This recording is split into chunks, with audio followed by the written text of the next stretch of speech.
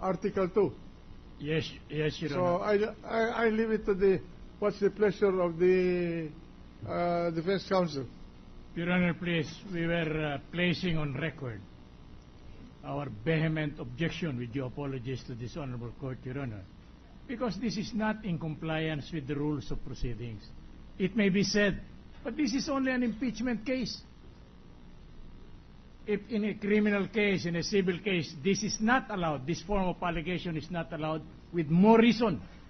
There is a compelling necessity that the statement of facts must be in accordance with the rule of evidence and rule of procedure, Your Honor. Our rules on on pleading, Your Honor, it states that the complaint or the information must allege facts, ultimate facts, and not evidentiary facts. Now, this is not allegation. It's a respondent likewise suspected. Is this enough allegation, Your Honor? It is our humble submission that this does not comply with the rule of pleading. May I It say says something? it has been reported, Your Honor. What is the value of the allegation, Your Honor? Because if they are not a statement of the ultimate facts, then we have abundant jurisprudence to the effect that if they do not satisfy the rules on pleadings, Your Honor, then we can bar the presentation of the admission of any evidence proving those allegations because it becomes immaterial, impertinent.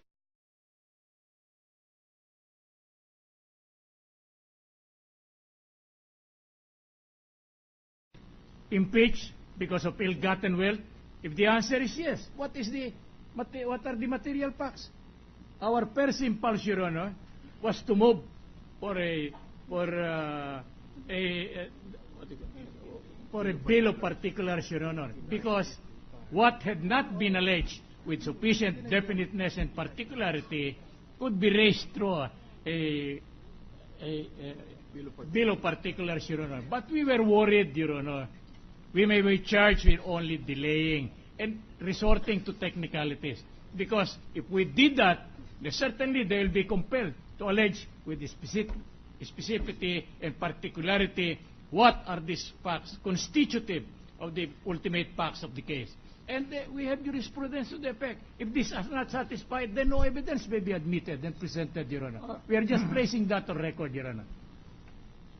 I would like to ask the prosecution, in crafting this paragraph 2.3, who reported the fact that you allege in this pleading? Can you identify? May it please the Honorable Court, the allegation of ill-gotten wealth is contained in paragraph 2.4, which states respondent is likewise suspected and accused of having accumulated ill-gotten. Suspicion is only suspicion. It is not a fact. There is an accusation, Your Honor. Who accused? The complainant, Your Honor. Huh? There is an accusation by the complainant that the respondent has accumulated ill-gotten wealth consisting of The complainant, meaning the Honorable Neil Tupas, Honorable... the 188 members, Your Honor. Huh? The 188 members of Congress who signed the articles of impeachment. Your Honor, please, if we follow the logic of my honorable, of the Honorable Counsel, Your Honor, you and I and everybody may be sentenced to death in a criminal prosecution by mere suspicion and report, Your Honor. That is not what is required of a pleading, Your Honor. We are dealing in here with an actuality. We are dealing in here with the fate and future of the Chief Justice, no less than the Honorable Corona of the Supreme Court. Why are we going to allow a proceeding similar to this solely on the basis of what is reported, solely on the basis of what is suspected?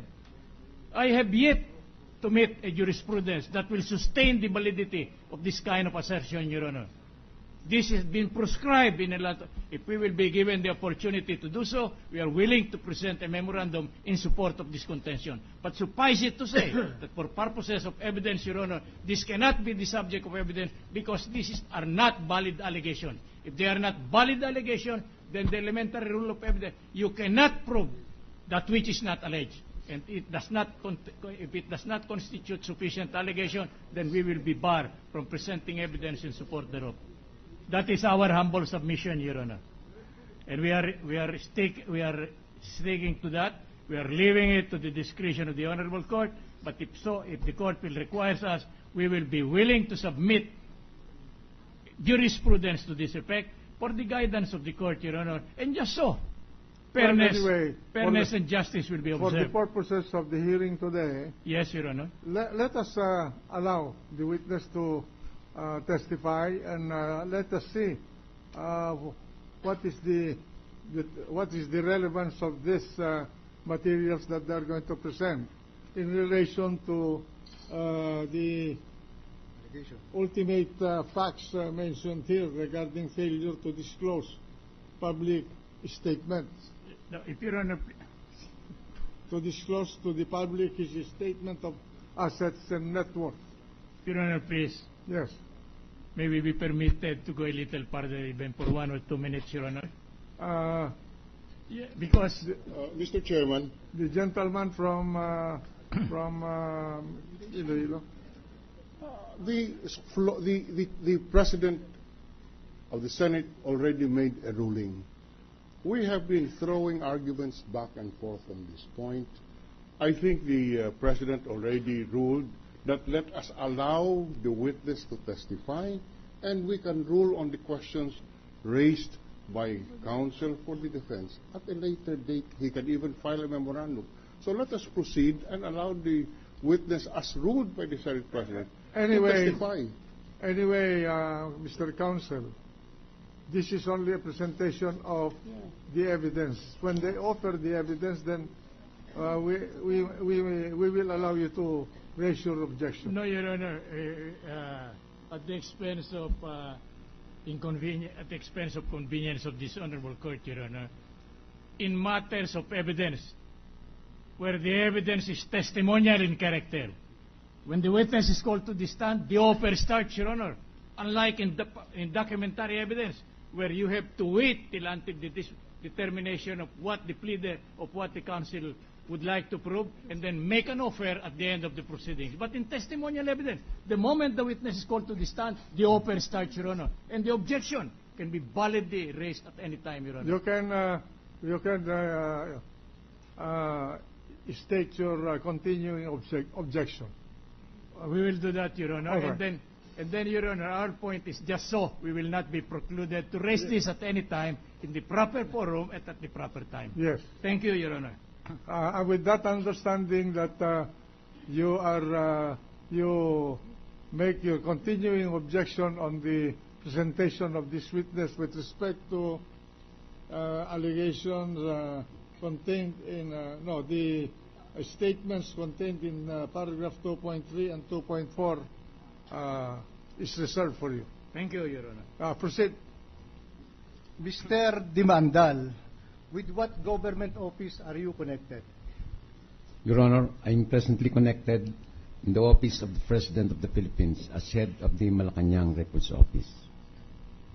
What are your duties and responsibilities as head of the Malacañang Record Office? We are the records custodian of the papers and the office of the President. When you said record custodian, does it include the statement of assets and liabilities of government officials? Very Yes. leading, Your Honor. Preliminary? Preliminary to what, Your Honor? Preliminary, the ultimate, he will... Preliminary to what? It is not enough that the counsel Preliminary to his identifying the statement of assets and liabilities of Chief Justice Corona. He may answer. Proceed. Yes, Your Honor, we keep the SAN in the office of the President. Do you have them with you? Yes, Yes, Your Honor, it's with me right now. What is it that you have with you? Son, The certified true copy, sir, of the son of Chief Justice Renato Corona. that was not asking the question.